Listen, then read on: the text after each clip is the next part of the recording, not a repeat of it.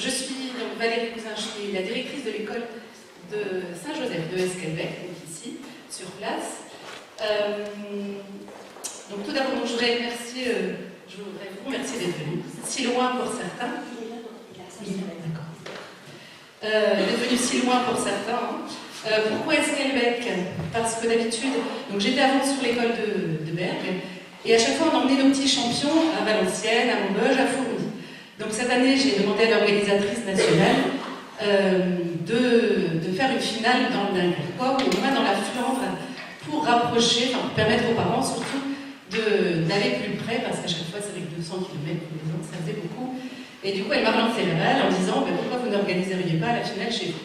Donc voilà, c'est comme ça que la finale finalement s'est faite sur Esquelbecq, en sachant que beaucoup d'enfants qui sont de Maubeuge ou Fourmies finalement ont décliné l'invitation la semaine dernière, donc en dernière minute, qu'on a dû modifier un peu l'organisation puisqu'ils trouvaient que c'était trop loin de venir en Flandre. Donc nous on avait fait l'effort quelques années, mais du coup il y a une petite finale qui s'organise aussi là-bas tout au fond, la semaine prochaine, vers Maubeuge.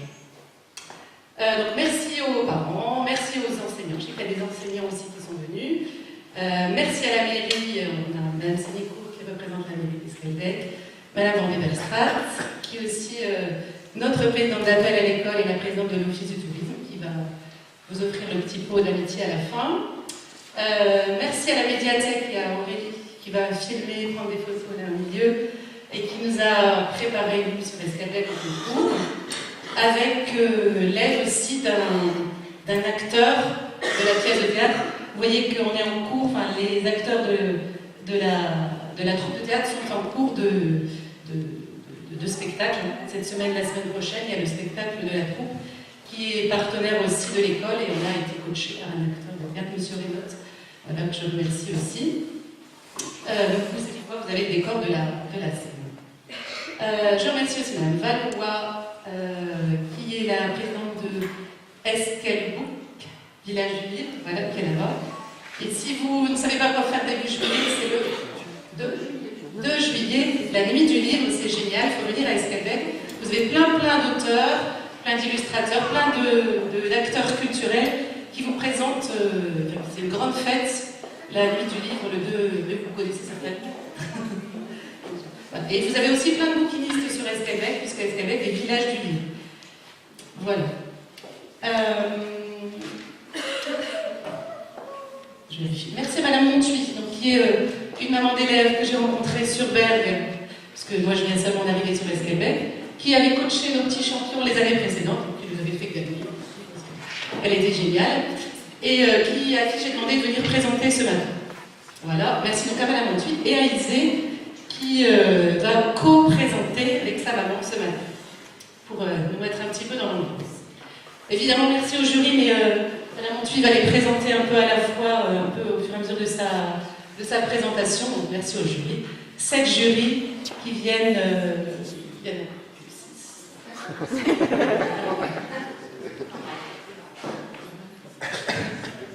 Voilà, qui sont venus juger, entre guillemets, nos petits champions et nous donner un coup de main. Alors c'est important de dire qu'ils ne connaissent pas, même les enfants du coin. On a essayé d'être impartial le plus possible. Donc les jurys ne connaissent pas personnellement nos petits champions. Ils ne sont pas d'Esquelbecq, pas de alentours. Donc voilà, donc merci beaucoup à vous. Qu'est-ce que j'ai oublié? Voilà. Donc c'est important de dire aussi qu'on mélange des écoles publiques et des écoles privées. Le concours, il n'est pas réservé aux écoles publiques, il n'est pas réservé aux écoles privées, on est tous mélangés. Pour la petite anecdote quand même, je ne sais pas si je dois dire, mais je dis quand même, j'avais demandé à l'inspection de venir et ils m'ont dit s'il y a des écoles privées, nos délégués académiques ne veulent pas venir. Donc c'est pour ça que dans le jury, il n'y a pas de représentant de l'académie. Donc c'est quand même dommage. On prend de la fraternité, égalité, et voilà. J'ai eu l'IEM, l'inspecteur d'académie, plusieurs fois, qui m'a dit non, je suis désolée, mes délégués académiques ne veulent pas venir si on ne sait pas identifier les enfants et d'où ils viennent. Parce que personnellement, moi je ne sais pas, je n'ai pas le nom des écoles, qu'elles soient privées ou publiques, j'ai le nom des enseignants, le nom de la ville d'où ils viennent, et privé ou public. Fraternité, je pense que c'est quand même dans l'air du temps et que c'est un petit peu dommage. Il fallait le signaler quand même. Voilà. Donc je vais laisser la parole à Madame Montuy pour introduire cette partie.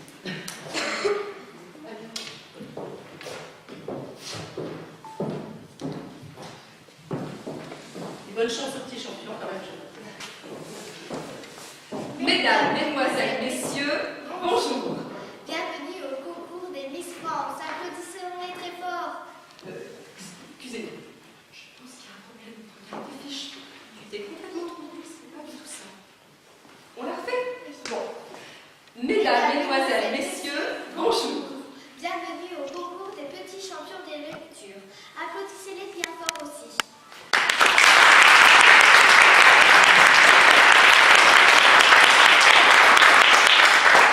Comme il n'est jamais facile de commencer, eh bien c'est Isée tout simplement qui va ouvrir le bal.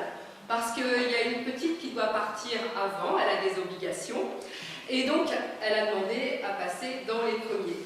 Et quand on lui a dit « tu passeras la première », elle a dit « je ne peux pas passer la deuxième ». Donc finalement, elle passera la deuxième. Je vais vous lire Les petites poules et la grande casserole. La nuit est tombée sur le poulet. Pourtant, aucune petite poule n'est encore couchée. Elles écoutent Petit Coq leur lire le grand livre des étoiles. Regardez mes enfants, devant nous, on peut voir le batailleur, le coffre aux plumes et aux pattes de diamant, armé de sa longue épée d'argent.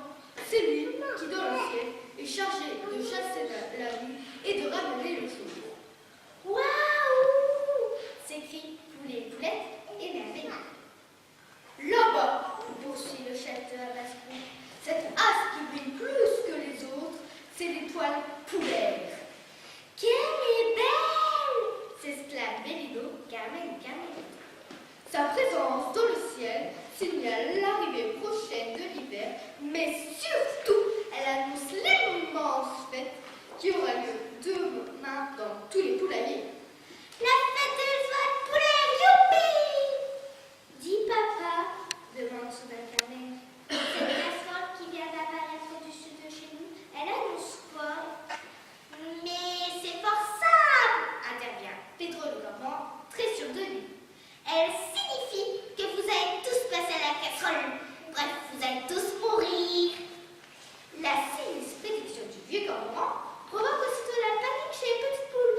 Ah! Sauf qu'ils poulent, mais pourquoi?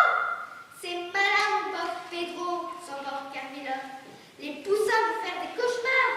Bon, tout le monde de nous, dit Petit Coq. Demain, très tôt, nous irons en forêt, comme le veut la coutume.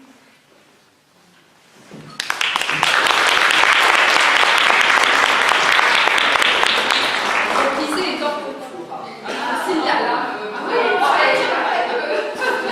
C'était juste pour lancer les choses.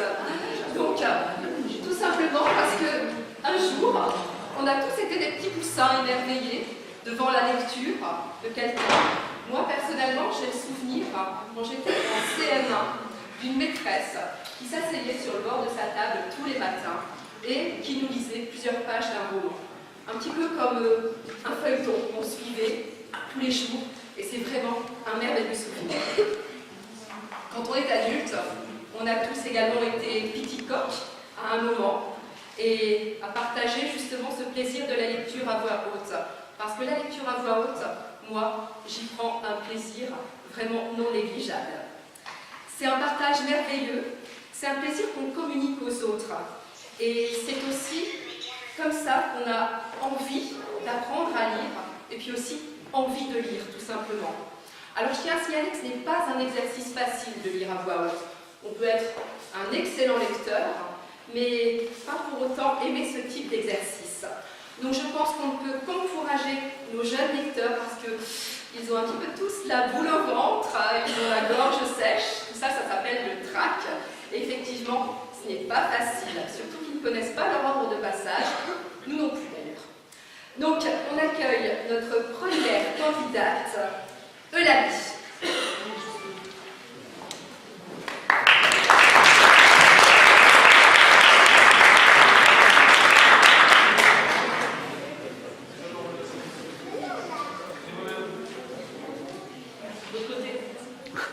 Je vais juste repréciser que chaque jury a une fiche d'évaluation. Je ne sais pas si les parents ont déjà vu.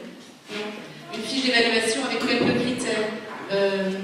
Les erreurs de lecture, les liaisons, l'articulation, la fluidité, la transmission de la lecture, c'est-à-dire comment on place sa voix, est-ce qu'on lève les yeux, est-ce qu'on a une intonation appropriée, est-ce qu'on propose une lecture sensible. Et le dernier critère, c'est la cohérence de l'extrait et la difficulté du texte. Donc en fait, à chaque fois, il y a 3 points, 1, 2, 3. Donc les jurés prennent une feuille et entourent la note. Voilà. C'est clair pour tous les jurés, c'est bon? Oui. Alors ils vont présenter à chaque fois leur extrait. Ils ont préparé la lecture de l'extrait et ils seront tirés ensuite au sort pour faire un mesure. Le livre que j'ai choisi, c'est 35 kilos d'espoir, écrit par Anna Gavalda. C'est l'histoire de Grégoire, il a 13 ans, il est en 6e. Il a redoublé 2 fois, le CE2 et la 6e. Et il n'aime pas beaucoup l'école. Et il a un grand-père qui s'appelle Léo. Et son grand-père, il l'aime beaucoup, il aime bien passer des heures dans son cabanon, qui est situé au fond du jardin de Léon. Et à un moment, Grégoire est renvoyé du collège et Léon est furieux. Je hais l'école.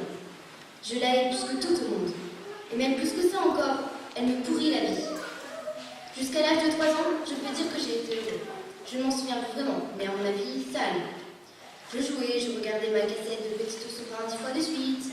Je dessinais, j'inventais des milliards d'aventures à gros doudou. Mon chien en peluche que j'adorais.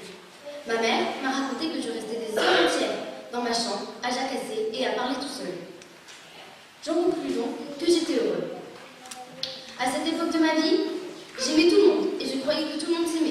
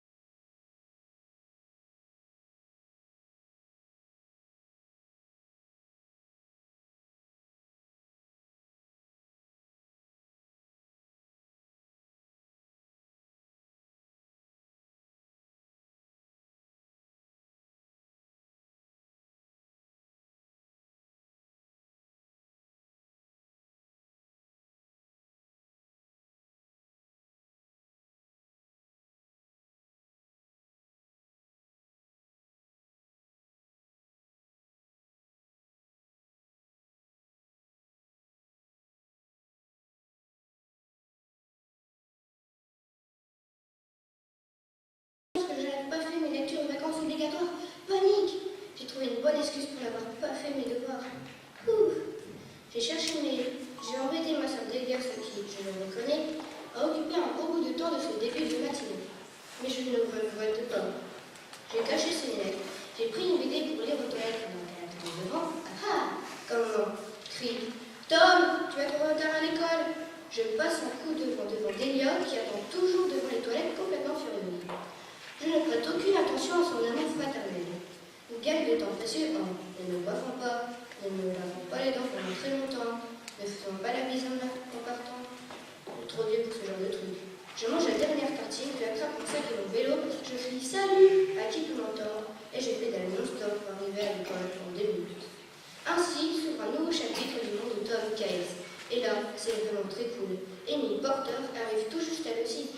Je suis tellement content de la retrouver après les vacances que je lui adresse ce que je pense être un sourire chaleureux et amical. Ça ne fait ni chaud ni froid, elle me regarde comme si j'étais bien, ce que je ne suis pas. La journée commence mal et puis ça empire. Monsieur Fullerman, le prof, demande à toute la classe d'attendre le couloir. Il nous dit « Chers élèves, bon retour parmi nous. J'ai une grosse surprise pour vous, ce qui n'annonce rien de bon. Oh non, il a changé tout le monde de place. Je me retrouve assis au premier rang et le pire, c'est que je suis assis à côté de Marcus Métrou, dit le râleur. C'est une catastrophe. Comment je vais faire pour lire et dessiner le BD, moi? Quand j'étais assis au fond de la classe, je pouvais échapper au regard du prof. Mais maintenant, je suis tellement près de M. Fullerman que j'arrive à voir dans ses narines.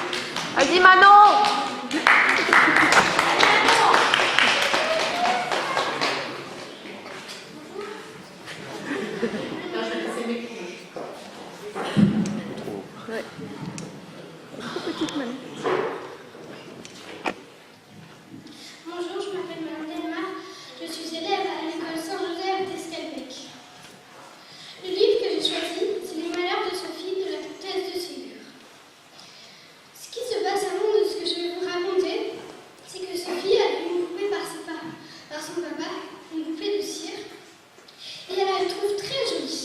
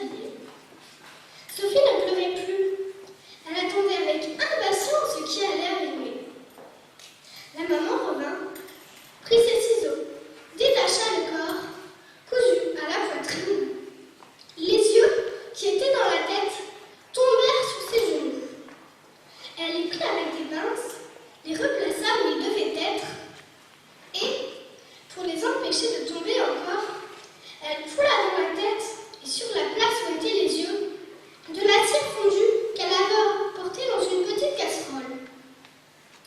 Elle attendit quelques minutes que la cire fût refroidie et puis elle reconduisit le corps à la tête.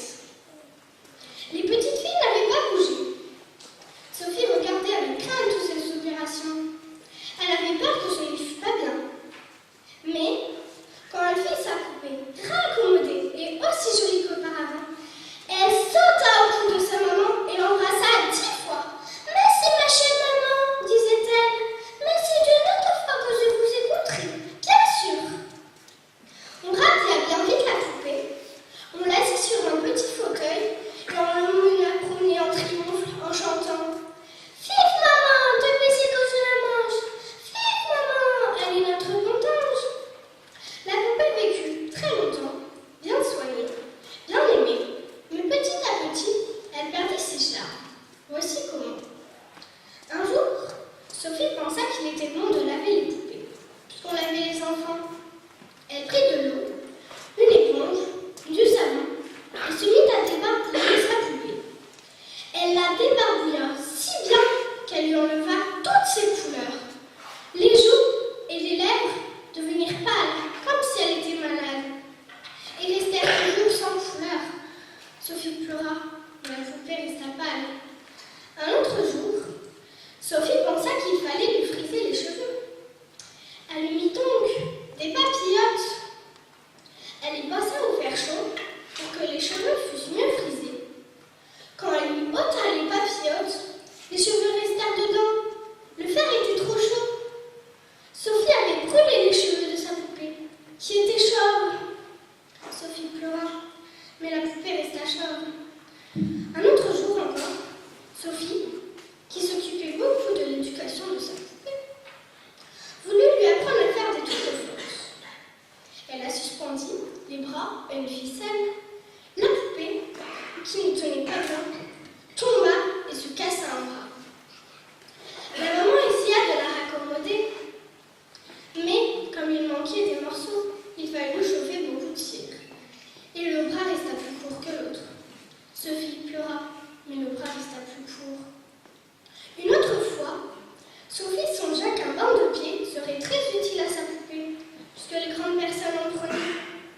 Elle versa de l'eau bouillante dans un petit seau et y plongea les pieds de sa poupée. Quand elle les retira, les pieds étaient fondus et étaient restés dans le seau. Sophie pleura, mais la poupée resta sans joie. Depuis tous ces malheurs, Sophie n'aimait plus sa poupée, qui était devenue affreuse et dont ses amis se moquaient.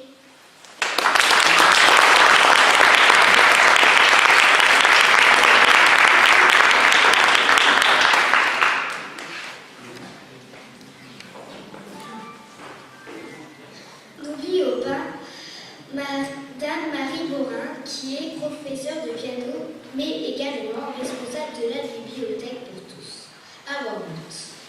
À n'en point douter, c'est une croqueuse de livres. Écoutons Martin.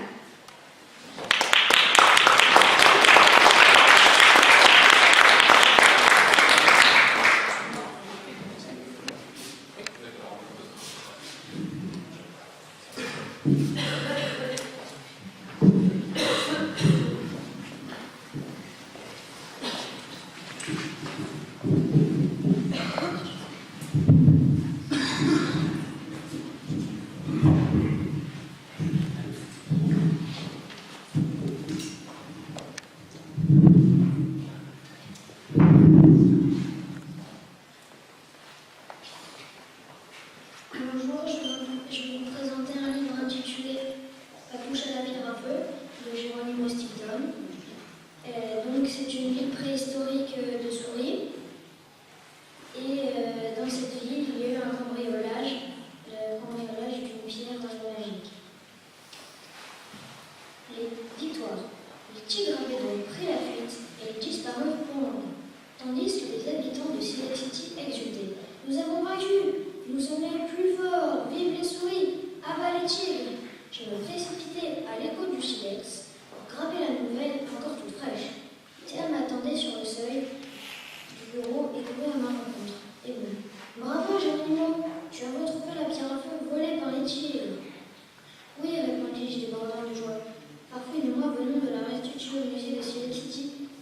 nouveau exposé.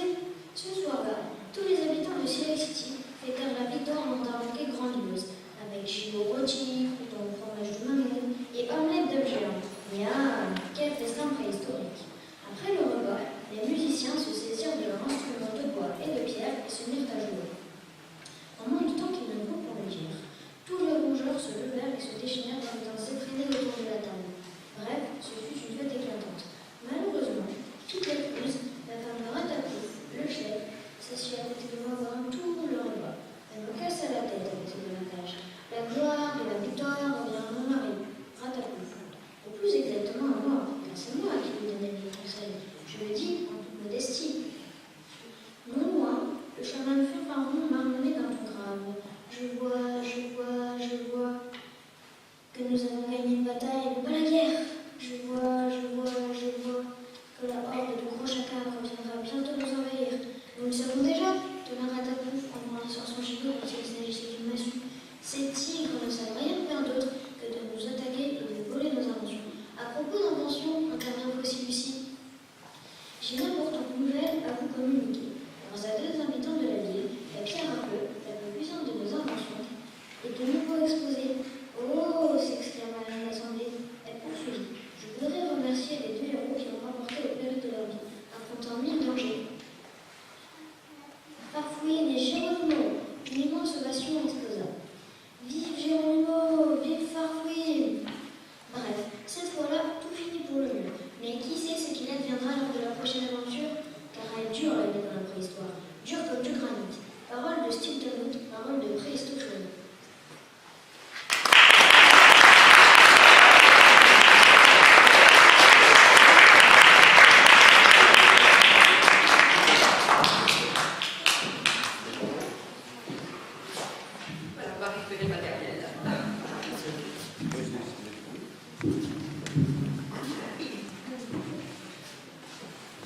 Alors, un grand merci à Monsieur Jean-François Kenyard, ici, qui est donc conteur et qui sait des histoires à vous en faire pousser les oreilles. Donc, Monsieur Kenyard connaît bien toutes les ficelles de l'exercice de nos petits champions de la lecture. Il est donc bien placé pour les juger. Et son amour des livres va bien au-delà d'ailleurs, puisqu'il est éditeur également. Et il s'est proposé d'offrir à chaque enfant un livre à la fin, pas à la fin, vous n'avez pas papier avec, c'est ça. Voilà, donc ultérieurement, tout simplement. Donc place à présent à notre prochain petit champion, qui est une championne et qui s'appelle Laurine.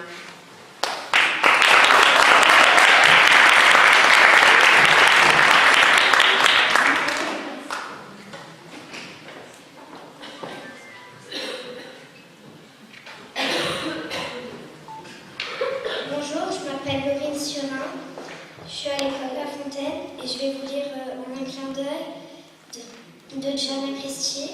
C'est l'histoire de 4 filles. Elles se retrouvent dans un pays imaginaire et elles essaient de montrer. Sur l'océan lointain de nos rêves flotte une île merveilleuse appelée le pays imaginaire. Dans ce lieu baigné par la magie, où ce côté sirène, pirate et fée, les enfants ne grandissent jamais. Et chaque nouvelle journée promet de fabuleuses aventures. Pour y aller, tu dois contourner la 2e étoile à droite, puis filer jusqu'au matin. Mais encore, faut-il que l'île accepte d'être trouvée? De temps en temps, nos 2 mondes se rapprochent si près qu'en tendant bien l'oreille, tu pourras peut-être entendre le rire léger d'une fée. Si cela arrive, fais bien attention, car en un instant, tout peut basculer. Parfois, il suffit de peu de choses pour transformer un rêve en réalité. C'est comme ça qu'un jour, 4 filles sont parties pour un voyage extraordinaire.